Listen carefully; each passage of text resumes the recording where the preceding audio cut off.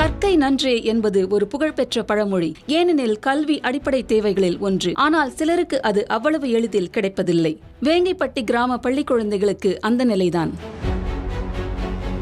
சிவகங்கை மாவட்டம் சிங்கம்புணரி அருகே உள்ள கிராமம் தான் வேங்கைப்பட்டி. சிங்கம்புணரியில் இருந்து 5 கிலோமீட்டர் தொலைவிலும் பிரான்மலையில் இருந்து 4 கிலோமீட்டர் தொலைவிலும் இந்த கிராமம் அமைந்துள்ளது. அங்கு சுமார் 1000 குடும்பங்கள் வசித்து வருகின்றன. இங்கு வசிக்கும் 200க்கும் மேற்பட்ட குழந்தைகள் சிங்கம்புணரி மற்றும் பிரான்மலை பகுதியில் கல்வி பயின்று வருகின்றனர். பெற்றோர்கள் தினசரி கூலி வேலைக்கு செல்வதால் இங்கு வசிக்கும் குழந்தைகள் பள்ளிக்கு செல்வது மிகுந்த சவாலாகவே உள்ளது. மட்டுமல்லாமல் வேங்கைப்பட்டி கிராமத்தில் தொடக்கப்பள்ளி மட்டுமே இயங்கி வருகிறது. இந்நிலையில் 6 முதல் 12ஆம் வகுப்பு வரை உள்ள பள்ளி மாணவ மாணவியர் பள்ளி செல்ல பேருந்துகள் இல்லாமல் மிகுந்த சிரமத்திற்கு உள்ளாகியுள்ளனர்.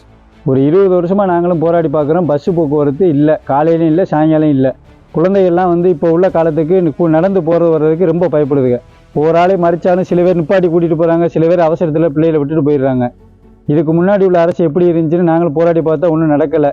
இந்த அரசு ஜோசப் விஜய் இப்போ குழந்தைகளுக்கு நலத்திட்ட உதவிகள் எல்லாமே நல்லா செய்கிறது, பள்ளி குழந்தைகளுக்கு ரொம்ப முன்னுரிமை கொடுப்போம்னு சொல்லியிருக்காரு.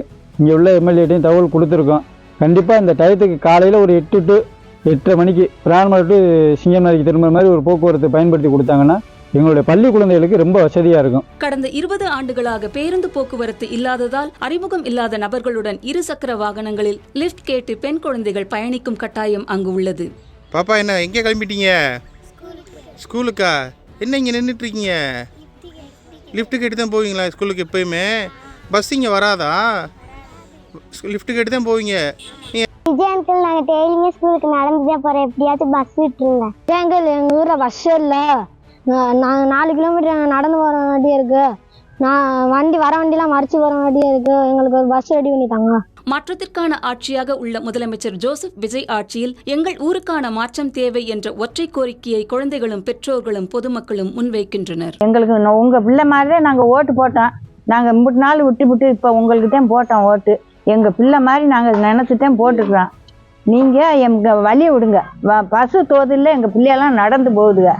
எங்களுக்கு நல்ல வழியை விடுங்க. ஒரு பஸ்ஸு தோது 8:30 9 மணிக்கு, சாயங்காலம் ஒரு 5:30 சிங்கம்புணரிக்கும் பிரான்மலைக்கும் விடுங்க.